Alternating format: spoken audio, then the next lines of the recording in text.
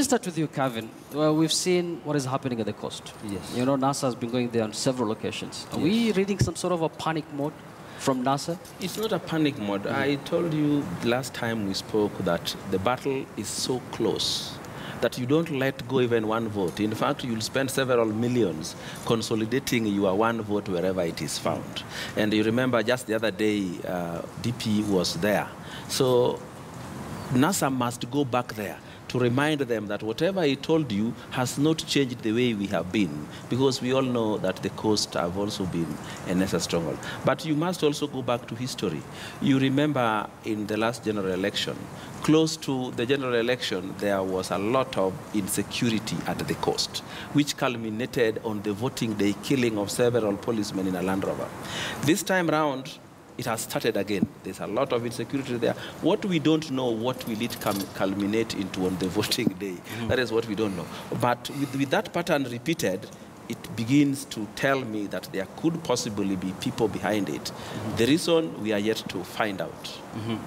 Prof, people believe, you know, that the coast region is painted orange. That is the colors of ODM.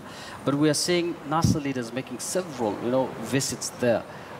Do you think they're coming under fire from the Jubilee inroads? No, they are under fire. And I would agree that the race is tight. Yes.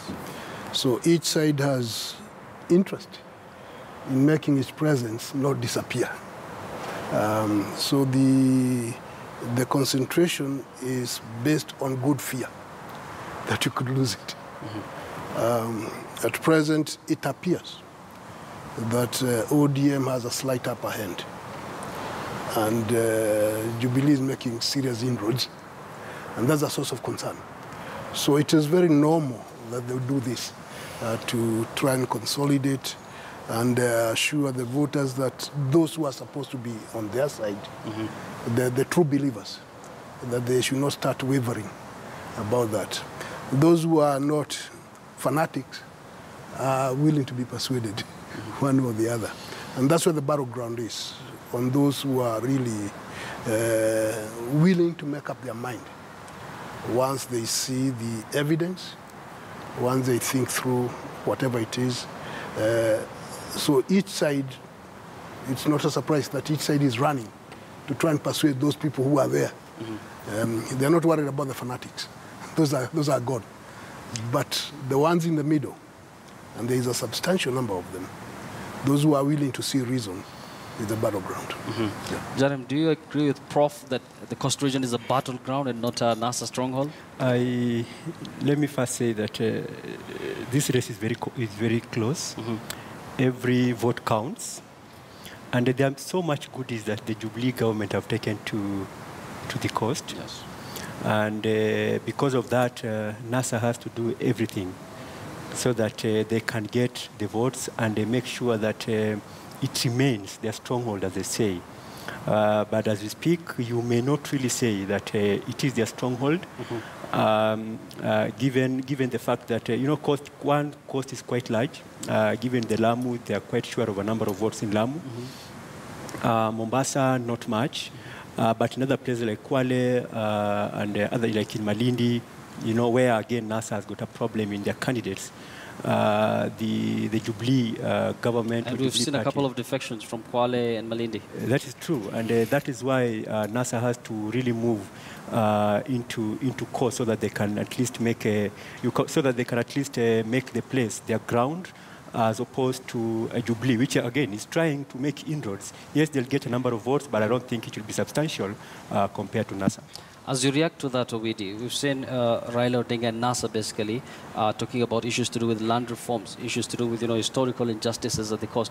Do you think these are key selling points for NASA as you react to what Jarima said? For the coast, definitely they are key selling points. In fact, their complaints is ever revolving around land, either in Mombasa, Kilifi, or wherever.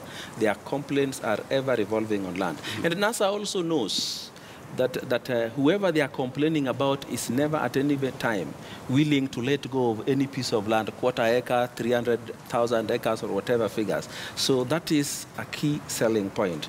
However, going back to the way they are talking about the coast, Jubilee is making inroads to the coast. I told you in the beginning that this race is closely contested that you don't let one vote go. Not just at the coast. The coast is generally NASA.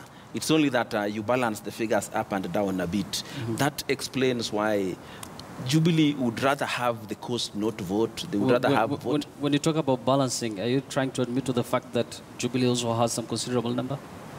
They have some voters. They will always get a vote. Even in Homa Bay, they will always get some votes. That they will. And as I told you, every vote counts this time around. And they would spend any amount of money to make that vote come. Even if it means going somewhere where there are only 50 votes and spending 30 million to go there, they will do it. Because this race is very tightly contested. Even though, as I see things, as I analyze things, NASA has an upper hand. It is very easy to see from the reaction of their opponents, countrywide. If Jubilee had the hand that they say they had, like the opinion polls give, they would be bragging about it. Even if the opinion polls were released today, they will not talk about it because they know it is just that, an opinion poll. And more so, you see, we lost a government minister yesterday. Yes. Unfortunately, it's at a wrong time to lose a government minister. When the elections are nearing, that is a cause for concern. But nevertheless, I expected the government to declare at least 2 days, not 3, 2 days of mourning. But to organize things and then go back to campaigns, that is a bit insensitive. That means the race is too tight. We'll talk about it shortly. Okay. But now let's just focus on issues to do with the coast politics. Now, Prof, NASA basically, banking on, talking about land reforms, addressing historical injustices at the coast. We've seen President Uhuru Kenyatta giving out title deeds at the coast, but the NASA leader Raila Odinga is saying that that is not the solution. I mean, a holistic approach is required to address this issue. Well, the so-called historical injustices. You don't agree? Clearly. Because they have been skewed in peculiar ways. And even if you examine the TJRC report, first of all, you have disputes with the starting point in 1963, funded by the foreigners to start 1963, and not before that. So that in itself is a big question mark. Who was funding those things? That's commission. Now, historical injustices go beyond the time limits we are being given. Now, if you look at the coast, who owns the large chunks of land? They are foreigners, not Kenyans. They are foreigners. But we've been misled to ignore that fact. So when you say historical, which ones are you talking about? We go back, maybe 1800, and see who was being dispossessed in what and what and what. What happened in 1900? What happened in 1930s? What happened? That coast area. So if you examine that area properly, you find that the land alienation, the owners, some of them live in Arab countries, others live in some European countries, but they are never asked. Which in itself is a misnomer.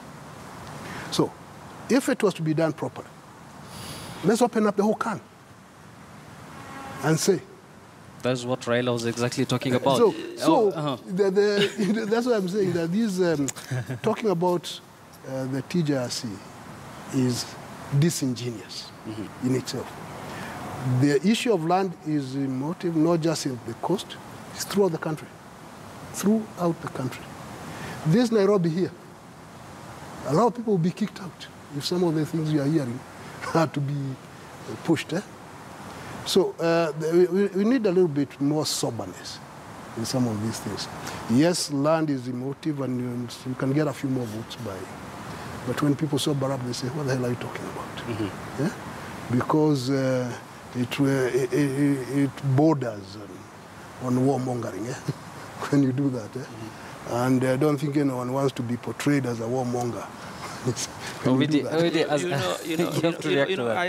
I think the prof is trying to be an escapist in a way. First of all, we know there are some injustices before 1963. But as Kenyans, we can only talk of our Kenya, our country, our government from 1963. So that is as far as we can go to solve our problems, to compensate those people whom injustice had been meted on them. When he says also that the people who own the large chunks of land at the coast are foreigners, we don't care who owns it. But remember also there are other Kenyans who unnecessarily own large chunks of land down there at the coast. But if we go back to look at the TJRC report and either compensate or do reparation or whatever we are going to do, whether you are foreigner or you are Kenyan, we are going to give the people of the coast their right, or we are going to negotiate with them. This is what you can get of what was taken off you unfairly, and this is what you cannot get. These people bought them fairly in an open market. This they did not.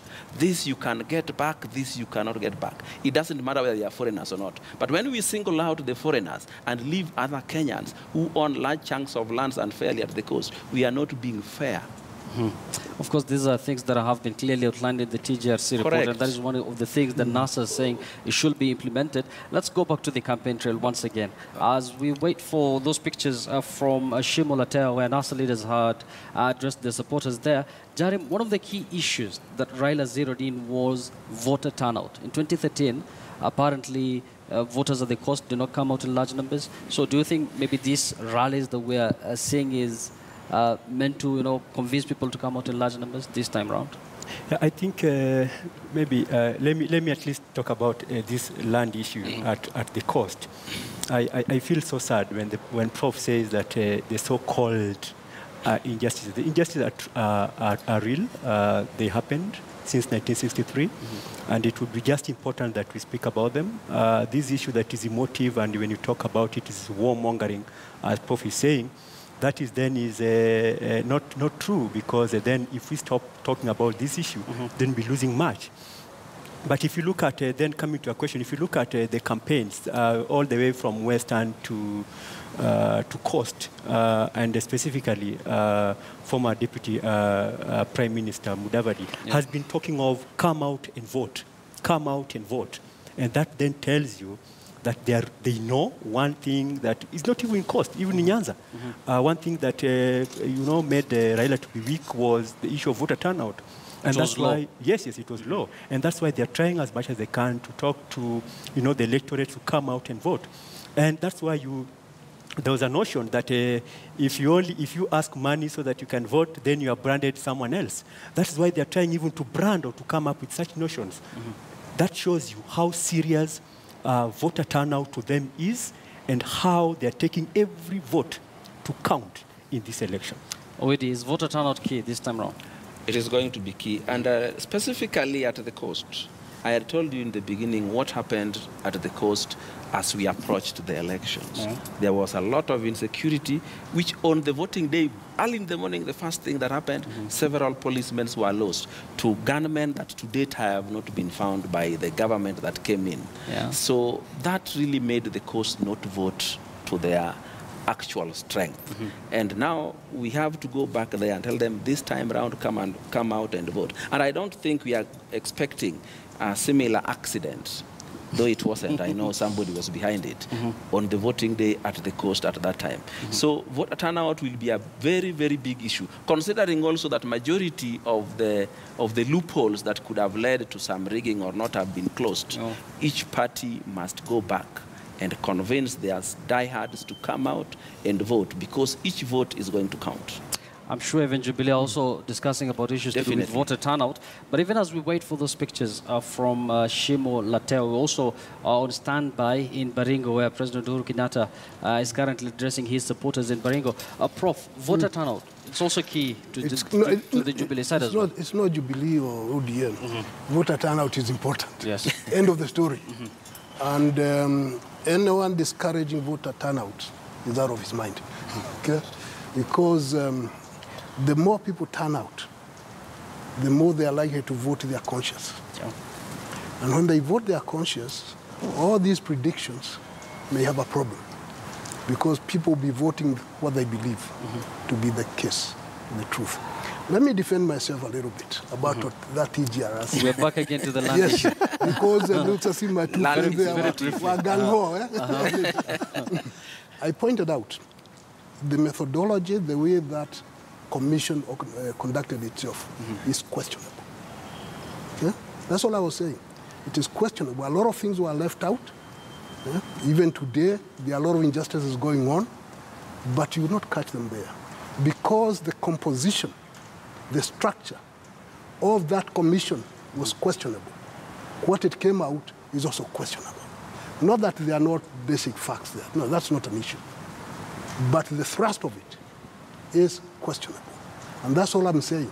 Because the structure, the composition, the way it was organized, who were made commissioners, a whole commission was looking at historical... So you sit there and you say, wait a minute. Before we swallow things, we question them. Yeah. Before we swallow them. We'll come to that. Voter turnout is very important. It's very important. Okay. Speaking about history, this week something very important was marked in this country, and that is about Saba, you know. This is all about, you know, remembering the struggle for multi-party democracy in Kenya. And NASA leaders had a major rally at the Kamukunji grounds, a very historic ground there. Let's now listen to some of what, some of the issues the NASA leaders had to raise there. Uhuru Kenyatta, being a Kenyan citizen, do hereby pledge to be a peaceful person. To ensure that true peace reigns in this nation, oh help me God. To promote and maintain peace during the campaigns, the elections, and after the elections. Kenyans across the nation have never been as deeply deprived as they are to now. Hunger stalks the land and essential commodities are available only to a small minority. Basic housing and health services have been degraded like never before. If we are a civilized nation, as we do propose as NASA, everybody will face equality before the law. Those are leaders from the NASA outfit who chose the Kamukunji grounds to mark that day. On the other hand, President Uhuru Kenyatta and his deputy chose to attend a national prayer meeting that was held at the Uhuru Park venue. Let me come back to you, Ovidio, once again. You know, the struggle for democracy, the multi-party and everything. Are we there yet? What we see in Kenya is not lack of laws, it is not lack of democracy, it is the bad will of the leadership. Some of these things we fight about every day, opposition and government, should have been things that are sorted out on the table. I do not understand why. Take, for example, there was a time that we had this coalition government. It had been agreed on that you are going to split the cabinet equally. What happened? They could not agree on who takes what. And the law of natural justice demanded that if you can't agree on how to share 40 things, then you go and sit down and you toss a coin and say, now, Kibaki, you're going to start, then Raila, you're next. So Kibaki, take your best ministry first. He takes. Raila takes the next one. Kibaki, until you finish all the 40. But people are too selfish to agree on something like that. When you say, we as your opponents do not agree with this body for this reason or the other, all you need to go sit down and see how you compensate those you don't agree with. They go and a new one comes where people agree and you go on forward in peace. But this thing of your opponent says this, you always disagree. Your opponent says that, you always disagree. Each side always disagreeing with the other one. It is a sign of bad faith on either side. But the blame mostly goes to the government because it has the power to initiate anything, to drive anything, and to get it done correctly. So I think the problem we have is not democracy. We arrived a long time ago. The moment you have election every 5 years, which are taken to be democratic, it is just that we like circumventing these rules and procedures that are put in order to bring in democracy. Of course, democracy is the will of the people, and you know, the people who are behind the Saba rebellion there, or should I call it some sort of a revolutionary move there by the likes of the late Martin Shikuku. Have we gotten to the point where we can say, well, Kenya, you know, our politics is fine, you know, we have a level playing ground for everyone? There's been a lot of improvement. I do remember Saba very well. And it happened to coincide, 7th month of the 7th day of the week, and then, that kind of thing. It was a turning point in the sense that what the public showed was loss of fear. Before Saba, there was a lot of fear in the country. After Saba, there was no fear. And you could see the dynamics changing. The people were afraid of government before Saba. Afterwards, they were not afraid of government. And that was a turning point because of that loss of fear. Who are responsible for it? The Kenyans. The ringleaders were locked up. Actually, they were picked up on July the 4th. So the people still went, and actually they even called the rally off because they had not been given permission. See, these were law-abiding citizens. So they asked for permission to have a rally at Kamkunji. They were denied the rally, the permission. They called off the rally, and they were picked up on the 4th. And the people still went to Kamkunji on their own. That's why you had those running, it was very peculiar, running battles for every 3 days without official leaders, because they were either in detention or they were hiding somewhere, wherever it was. That turning point marked the beginning of change, serious change, because thereafter you could see people just did what they thought was right. Those other developments of other people shining after the fact came later. Okay, so that's why we had things called 88. Prof, let me just give Jeremy a chance to react to that. Of course, you'll have time to react. Do you think we've made great strides since the Saba day? I can say that there are a lot of improvement, as Prof is saying. That is not in doubt. But I feel sad. Yesterday, so we had prayers on Saba. We had prayers by the president and the evangelical group. That shows that they are trying to make us forget about Saba. We ought not forget. The leaders themselves have totally forgotten some of the guys that fought for this. Where people like Honorable Makonyango, Charles Rubia, these guys are still alive. Honorable Njeru Katangu, these guys are still alive. But where are they? They can't even be, be accepted. I thought I would see them in the rally in NASA. They were nowhere to be seen. So that at least these guys can talk, We can make Saba be known by the young generation. But what we see are prayers. What about the prayers? Is to make us forget about Saba. Yet, this was a fight. It was a liberation where people like Reverend Joya, where are they? These guys at this time, they need to be brought out to the public and be seen and be talked to and let them talk to us on what really inspired on Saba. But what we are seeing is political leaders, on that day, what they are going to do is campaign. Other than bring it out. That was one of the NASA's agenda during the Kamkunji. Yes. But where were they? Where were these leaders? Where were people like Makonyango? These guys are in poverty somewhere, They can't even move. And this is the time that these guys need to come out. They need to be shown to the public. Actually, what is happening is the current government and its leaders do not appreciate Saba. For them, they believe, with or without Saba, they would be in leadership today. Because you remember William Ruto was himself in that very government that we wanted to give us multi-party. And Uhuru Kenyatta was a prince, as you know, and Moi was going to prefer him anyway. I don't know what agreements they had before. So for them, Saba did not achieve anything for them. It is these guys who went to Kamkunji who can thank people for Saba. And also, you remember, this prayer was set aside on Saba Day just to take the thunder out of the Saba. You also realize that the NASA people did not attend it. In politics, you must know the origin of what you are attending. You must know who is behind it and why. But this is a prayer meeting. Many people thought if they see these two main protagonists, No. They are very clever people. some sort of cohesion in the country. They are very clever. They know why it was being put there. In fact, the leading NASA person who went there was the governor, because he was the host. He was the one providing the venue, providing the organization of the. He was the. Otherwise, NASA wasn't going to go there because they knew the trick behind it was to take the thunder out of that. Thanks for that. Of course, we'll continue with this conversation. This is the campaign edition of Choice 2017. President Uhuru Kenyatta and his deputy William Ruto currently addressing their supporters in Baringo. NASA is also pitching camp at the coast. We're going to bring you live pictures from both those two major political rallies. So we're going to take a very short break, but we'll be right back with much more. Don't go too far.